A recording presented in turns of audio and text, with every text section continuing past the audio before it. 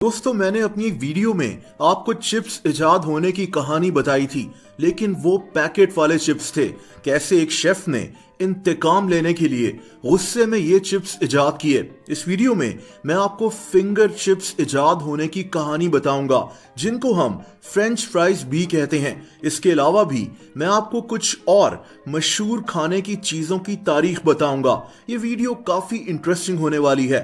दोस्तों, चिप्स यानी French fries खाने का शौक शायद हम सबको ही है। बहुत से लोग समझते हैं कि क्योंकि इनको फ्रेंच फ्राइज कहा जाता है तो ये फ्रांस में इजाद हुए, लेकिन ऐसा नहीं है। वैसे तो फ्रेंच फ्राइज इजाद होने की कई कहानियां मशहूर हैं, लेकिन उनमें से सबसे ऑथेंटिक कहानी बेल्जियम की है। बेल्जियम यूरोप में मौजूद एक मुल्क है। इस मुल्क में एक दरिया बहता है जिसका नाम रिवर म्यूज है। इसी दरिया के साथ एक वैली थी जिसका नाम म्यूज वैली था।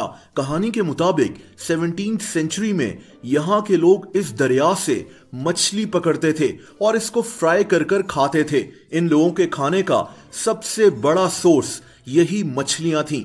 लेकिन एक दफा यहाँ शदीद सर्दी पड़ गई, इतनी सर्दी कि रिवर म्यूज जम गया।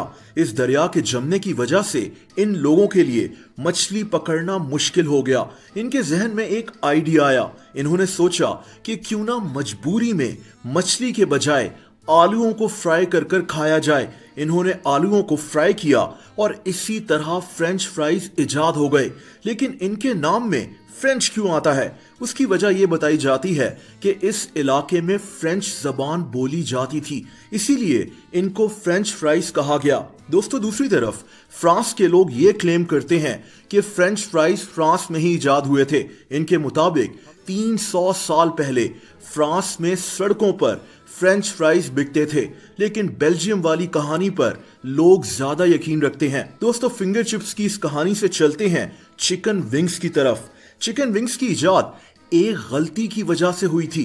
1964 में अमेरिका के शहर न्यूयॉर्क में एक रेस्टोरेंट होता था जिसका नाम एंकर बार था। इस रेस्टोरेंट की मालकन का नाम टेरेसा था। दोस्तों, उस दौर में चिकन विंग्स चिकन के सबसे सस्ते पार्ट्स होते थे। इनको बहुत कम पैसों में बेचा जाता था और लोग इनको सूप में डालते थे। अब एक दफा इस औरत ने गलती से अपने रेस्टोरेंट के लिए चिकन विंग्स ऑर्डर कर दिए। जब चिकन विंग्स का एक बहुत बड़ा डब्बा इसके रेस्टोरेंट पहुंचा तो इसको अपनी गलती का एहसास हुआ। लेकिन इस औरत ने सोचा कि अब इन विंग्स का कुछ किया जाए। इसने इन विंग्स को फ्राई किया और इन पर हॉट सॉस और चीज डालकर अपने बेटे को खिलाए। ये रेसिपी इतनी मशहूर हो गई कि चिकन विंग्स भी इसी रेस्टोरेंट से अमेरिका और फिर पूरी दुनिया में मशहूर हो गए। दोस्तों, फ्राइड चिकन की इजाद का क्रेडिट स्कॉटलैंड को जाता है। कहते हैं कि फ्राइड चिकन सबसे पहले 1747 में बनाया गया था। इसको इजाद किसने किया ये तो कोई नहीं जानता, लेकिन 1747 में स्कॉटलैंड की एक कुक बुक में फ्राइड चिकन की रेसिपी शाया की गई थी। कहानी के मुताबिक स्कॉटलैंड में उस वक्त कई अफ्रीकन अमेरिकन यानी सियाह फार्म लोगों के घरों में काम करते थे और इन्हीं के जरिए फ्राइड चिकन की रेसिपी स्कॉटलैंड से पूरी दुनिया में फैल गई। दोस्तों, बात अगर नगेट्स की की जाए तो नगेट्स की तारीख ज्यादा पुरानी नहीं है। नगेट्स इजाद करने का क्रेडिट एक साइंटिस्ट रॉबर्ट सी बेकर को जाता है। ये आदमी अमेरिका में रहता था। इसने नगेट्स एक लेबोरेटरी में बनाए थे।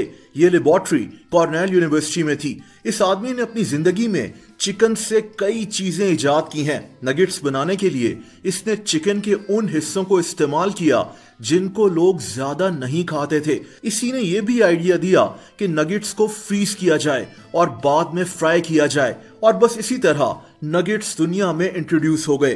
दोस्तों, क्या आप जानते हैं कि मिल्क शेक किस तरह इजाद हुआ? मिल्क शेक को 1922 में अमेरिका में इजाद किया गया था। अमेरिका में एक मशहूर फार्मेसी स्टोर है जिसका नाम वॉलग्रीन्स है। इसी स्टोर की एक ब्रांच में एक आदमी काम करता था। इसका नाम आइवर कॉल्सन था। कहते हैं कि इसी ने आइसक्रीम को दूध में मिलाया कि देखा जाए कि क्या चीज बनेगी। इसको इसका टेस्ट बहुत पसंद आया और इसने इसकी रेसिपी दूसरे लोगों से शेयर की और इस तरह मिल्क शेक इजाद हुआ था। दोस्तों, आइसक्रीम का जिक्र आया तो अब आइसक्रीम के इजाद होने की बात करते हैं। आइसक्रीम की तारीख बहुत पुरानी बताई जाती है। कहते हैं कि आइसक्रीम कदीम चीन यानी चाइना में इजाद हुई थी। चाइना का एक बादशाह था जिसका नाम किंग टैंग था। ये आदमी दूध और आटे वगैरह को पहाड़ों में बर्फ के नीचे दबा दिया करता था और इस तरह आइसक्रीम बन जाती थी। रोम के बादशाह तो अपने गुलामों को पहाड़ों पर भेजते थे ताकि वो वहां से ताजा बर्फ नीचे लेकर आएं और इसी बर्फ से ये लोग आइसक्रीम बनाते थे। होने की कहानी बताई थी, लेकिन वो पैकेट वाले चिप्स थे। कैसे एक शेफ ने इंतकाम लेने के लिए गुस्से में ये चिप्स इजाद किए। इस वीडियो में मैं आपको फिंगर चिप्स इजाद होने की कहानी बताऊंगा, जिनको हम फ्रेंच फ्राइज भी कहते हैं। इसके अलावा भी मैं आपको कुछ और मशहूर खाने की चीजों की तारीख बताऊंगा। ये वीडियो काफी इंटरेस्टिंग होने वाली है।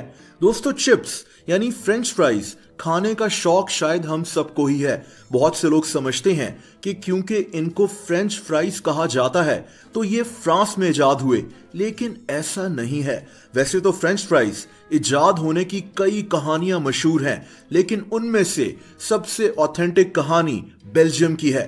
बेल्जियम यूरोप में मौजूद एक मुल्क है। इस मुल्क में एक दरिया बहता है जिसका नाम रिवर म्यूज है। इसी दरिया के साथ एक वैली थी जिसका नाम म्यूज वैली था। कहानी के मुताबिक 17वीं सेंचुरी में यहाँ के लोग इस दरिया से मछली पकड़ते थे और इसको फ्राई कर कर खाते थे। इन लोगों के खाने का सबसे बड़ा सोर्स यही मछलियां थीं। लेकिन एक दफा यहाँ शदीद सर्दी पड़ गई, इतनी सर्दी कि रिवर म्यूज जम गया। इस दरिया के जमने की वजह से इन लोगों के लिए मछली पकड़ना मुश्किल हो गया। इनके जहन में एक आइडिया आया। इन्होंने सोचा कि क्यों ना मजबूरी में मछली के बजाय आलूओं को फ्राई कर कर खाया जाए। इन्होंने आलूओं को फ्राई किया और इसी तरह फ्रेंच फ्राइज इजाद हो गए। लेकिन इनके नाम में फ्रेंच क्यों आता है? उसकी वजह यह बताई जाती है कि इस इलाके में फ्रेंच जबान बोली जाती थी, इसीलिए इनको फ्रेंच फ्राइज कहा गया। दोस्तों, दूसरी तरफ फ्रांस के लोग ये क्लेम करते हैं कि फ्रेंच फ्राइज फ्रांस में ही इजाद हुए थे। इनके मुताबिक 300 साल पहले फ्रांस में सड़कों पर फ्रेंच फ्राइज बिकते थे, लेकिन बेल्जियम वाली कहानी पर लोग ज्यादा यकीन रखते हैं। दोस्तों, फिंगर चिप्स की इस कहानी से चलते हैं चिकन विंग्स की तरफ। चिकन विंग्स की इजाद एक गलती की वजह से हुई थी। 1964 में अमेरिका के शहर न्यूयॉर्क में एक रेस्टोरेंट होता था जिसका नाम एंकर बार था। इस रेस्टोरेंट की मालकन का नाम टेरेसा था। दोस्तों, उस दौर में चिकन विंग्स चिकन के सबसे सस्ते पार्ट्स होते थे। इनको बहुत कम पैसों में बेचा जाता था और लोग इनको सूप में डालते थे। अब एक दफा इस औरत ने गलती से अपने रेस्टोरेंट के लिए चिकन विंग्स ऑर्डर कर दिए। जब चिकन विंग्स का एक बहुत बड़ा डब्बा इसके रेस्टोरेंट पहुंचा तो इसको अपनी गलती का एहसास हुआ।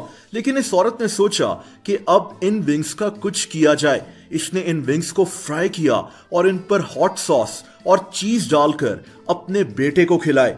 ये रेसिपी इतनी मशहूर हो गई कि चिकन विंग्स भी इसी रेस्टोरेंट से अमेरिका और फिर पूरी दुनिया में मशहूर हो गए। दोस्तों, फ्राइड चिकन की इजाद का क्रेडिट स्कॉटलैंड को जाता है। कहते हैं कि फ्राइड चिकन सबसे पहले 1747 में बनाया गया था। इसको इजाद किसने किया ये तो कोई नहीं जानता, लेकिन 1747 में स्कॉटलैंड की एक कुक बुक में फ्राइड चिकन की रेसिपी शाया की गई थी।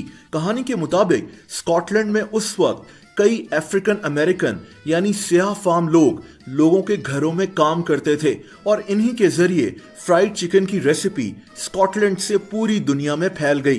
दोस्तों, बात अगर नगेट्स की जाए तो नगेट्स की तारीख ज्यादा पुरानी नहीं है। नगेट्स इजाद करने का क्रेडिट एक साइंटिस्ट रॉबर्ट सी बेकर को जाता है। ये आदमी अमेरिका में रहता था। इसने नगेट्स एक लेबोरेटरी में बनाए थे।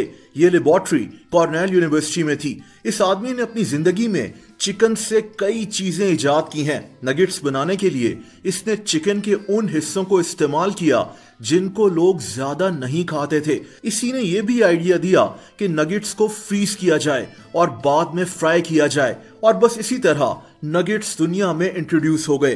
दोस्तों, क्या आप जानते हैं कि मिल्क शेक किस तरह इजाद हुआ?